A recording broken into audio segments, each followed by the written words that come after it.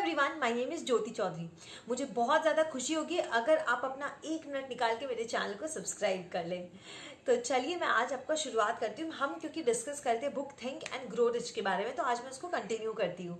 तो अभी तक मैंने आपको 6 पॉइंट्स बताए थे। उस बुक में टोटल 13 पॉइंट्स है, जिसमें से मैंने आपके साथ 6 डिस्कस कर लिए थे। तो वो 6 पॉइंट्स क्या थे, मैं एक बार आपको वापस से याद दिला देती हूँ। उस 6 पॉइंट्स में जो पहला पॉइंट था वो था डिज़ायर, कि आपको अपना डिज़ायर कैसा रखना है, कितना स्ट्रांग रखना है। सेकंड पॉइंट था हमारा फेथ, कि ऑब्वियसली डिज़ायर पे अगर आप फेथ ही नहीं रखेंगे तो आप आगे कैसे बढ़ेंगे। उसके बाद थर्ड स्टेप था डिज़ायर हो गया, फेथ हो गया। अब था हमारा जो फर्स्ट स्टेप था सेल्फ सजेशन, कि हम खुद को एक सजेशन देना और मतलब पॉजिटिव बातें सोचते रहना, ये बहुत ज़्यादा इंपॉर्टेंट होता है। ये था मेरे फर्स्ट वीडियो का 3 स्टेप। जिसने नहीं देखा है वो हमारे लास्ट वीडियोस को जाके देख सकता है। उसके बाद नेक्स्ट जो मैंने अपने वीडियो में बताया था फोर्थ स्टेप, वो क्या था? वो था कि किस तरीके से अब आप एक ऑर्गेनाइज्ड प्लानिंग करते हैं, अपने इमेजिनेशन को किस तरीके से यूज़ करते हैं और किस तरीके से स्पेशलाइज्ड नॉलेज को आप खुद में लाते हैं। तो ये टोटल थे 6 स्टेप्स जो मैंने अपने 2 वीडियोज़ में आपको बताए हैं। तो आज बिना टाइम वेस्ट किए हम स्टार्ट करते हैं अपने नेक्स्ट स्टेप को। तो आज जो मैं आपसे पहला स्टेप डिस्कस करने जा रही हूँ ना, अभी तक आपने ऑर्गेनाइज प्लानिंग तक हमने कर लिया, जो हमारा 6th स्टेप था। अब ऑर्गेनाइज प्लानिंग के बाद जो स्टेप है वो है डिसीजन।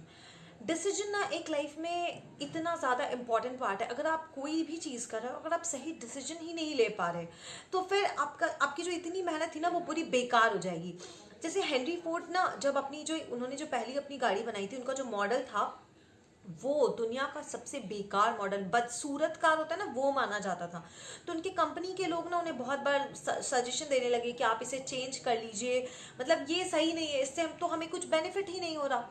लेकिन हेनरी फोर्ड ना उन्होंने वैसे उनकी बातें नहीं सुनी। क्योंकि उन्हें अपने थॉट्स पे भरोसा था, अपने मतलब गोल, अपने ड्रीम्स पे भरोसा था, कि उनके पास जो है मतलब जो अपनी नॉलेज है वो उसको उस पर और अपने प्लान्स पे वो भरोसा रखना चाहते थे। तो ये उनके दिमाग में था। हालांकि बाद में उन्होंने कुछ चेंजेस किए थे अपने मॉडल में, लेकिन हेनरी फोर्ड बेसिकली ना एक तुरंत क्विक डिसीजन और अपने बहुत ही स्ट्रॉन्ग डिसीजन के लिए जाने जाते थे। तो एक्चुअली क्या होता है ना, डिसीजन और एडवाइस एक ऐसी चीज़ है ना कि आपको हर कोई फ्री में दे देगा, लेकिन आप अगर हर किसी से लेने लग गए ना एडवाइस, तो बहुत बार ये आपको डिस्ट्रक्शन के रास्ते में ले जाती है।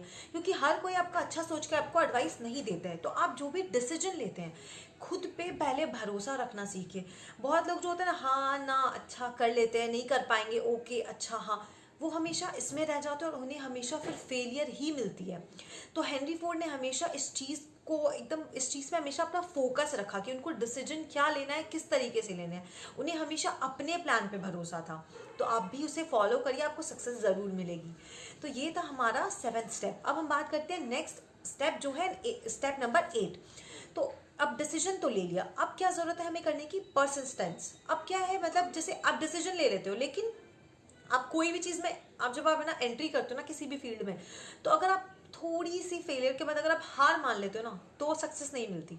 आपको हमेशा धीरे धीरे ही करें। मैं ये नहीं बोल रही कि आप एक बार में एकदम से जीत जाइए, सब कुछ एक बार में कर लो बहुत फास्ट, नहीं। अब आराम से करो चीज़ों को, लेकिन लगातार करो, रुको मत, चीज़ों को छोड़ो मत। क्योंकि जब आप चीज़ों पे हार, जैसे आपने कोई आइडिया लाया, वो आपका फेल हो गया, तो अगर आप उसी टाइम हार मान जाते हो कि अरे यार ये तो फेल हो गया, अब तो कुछ नहीं हो सकता, तो आधे से ज़्यादा लोग ना रेस से इसी तरह निकल जाते हैं। उनको ये लगता है कि अब तो हम हार मान गए, अब कैसे होगा, अब ये तो हमारी चीज़ें सक्सेसफुल ही नहीं हो पाई, तो आई थिंक हमें छोड़ देना चाहिए। नहीं, आप करते जाओ करते जाओ करते जाओ करते जाओ, एक दिन सक्सेस ज़रूर मिलेगी।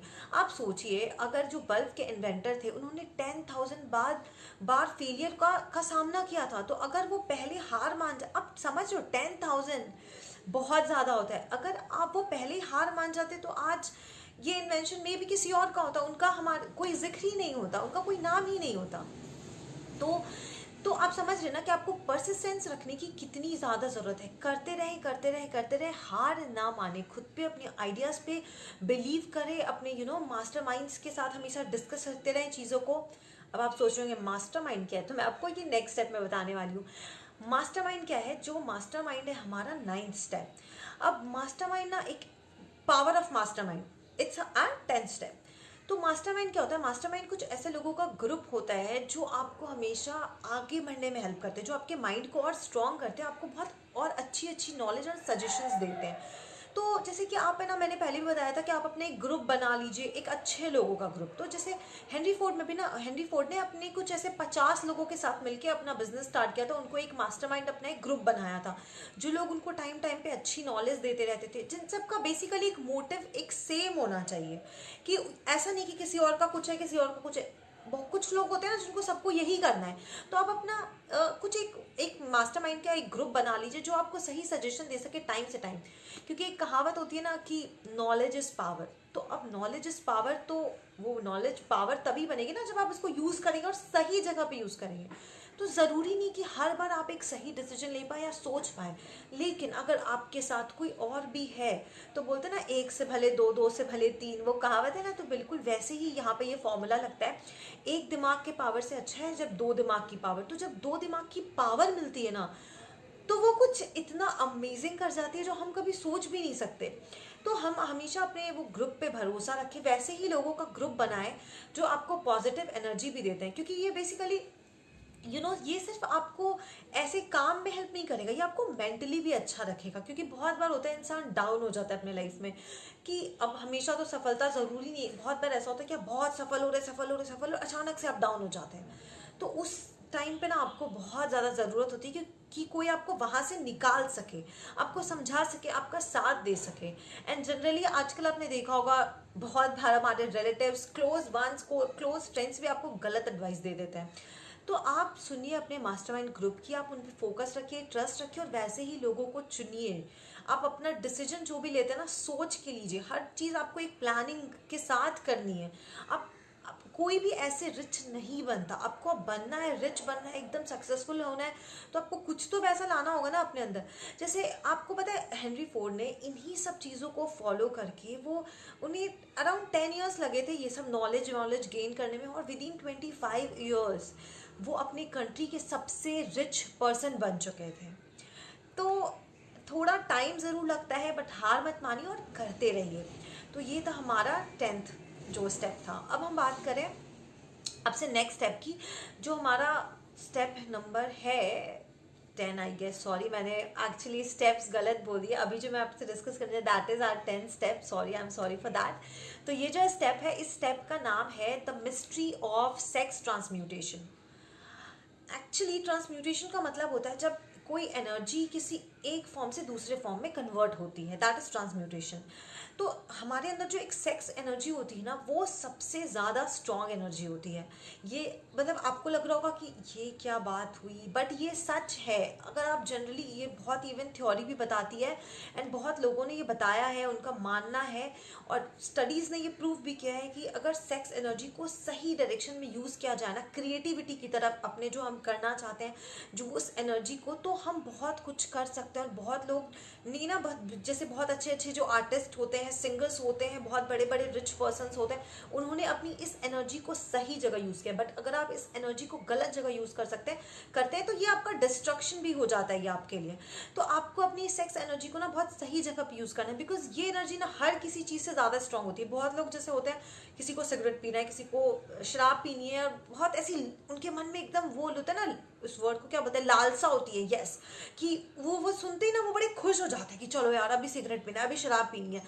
वो जो अंदर में वो जो खुशी, वो जो एनर्जी डेवलप होती है ना, वो सारी जितना भी चीज़ें आपको खुशी देती है, उन सब से बहुत ज़्यादा ना जो इफेक्टिव एनर्जी होती है ना, वो होती है सेक्स की एनर्जी। तो अगर आप उस चीज़ को, अपनी इस एनर्जी को ना सही डायरेक्शन में यूज़ करें, उसको अपनी क्रिएटिविटी में लगाएं, देखिएगा आपको सक्सेस ज़रूर मिलेगी। तो आज का जो स्टेप्स था, जो आज मैंने आपको 4 स्टेप्स बताए, सबसे पहले आपको डिसीजन लेना था, जो हमारा 7th स्टेप था। 8th स्टेप था हमारा परसिस्टेंस रहना, जो चीज़ों को मतलब लगातार करते रहना।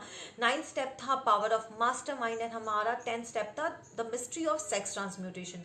तो इस 4 स्टेप्स को आप बाकी 6 स्टेप्स के साथ मिलाकर फॉलो करिए। टोटल 10 स्टेप्स हो गए आपके पास फॉलो करने के लिए। तो आप इन सब पे वर्क कीजिए। कोई भी डाउट हो आपके मन में, आपके पास कोई भी ऐसा क्वेश्चन है, क्वेरी आपको लगता है जो आप मुझसे पूछ सकते हैं, तो प्लीज़ मेरे को कमेंट करके बताइए। अब बचे हुए अब बस कुछ 3 स्टेप्स बचे, और आपकी एक इतनी अच्छी think and grow rich book complete होने वाली है। तो मैं नेक्स्ट वीडियो में ऑब्वियसली आपकी वो बुक कंप्लीट हो जाएगी। तो तब तक के लिए आप इन स्टेप को फॉलो करिए। कोई बात है तो मुझे ज़रूर कमेंट करके बताइए। तब तक के लिए tata, bye bye, take care and हाँ, मेरे चैनल को सब्सक्राइब करना मत भूलना। Thank you so much guys, be safe, be at home.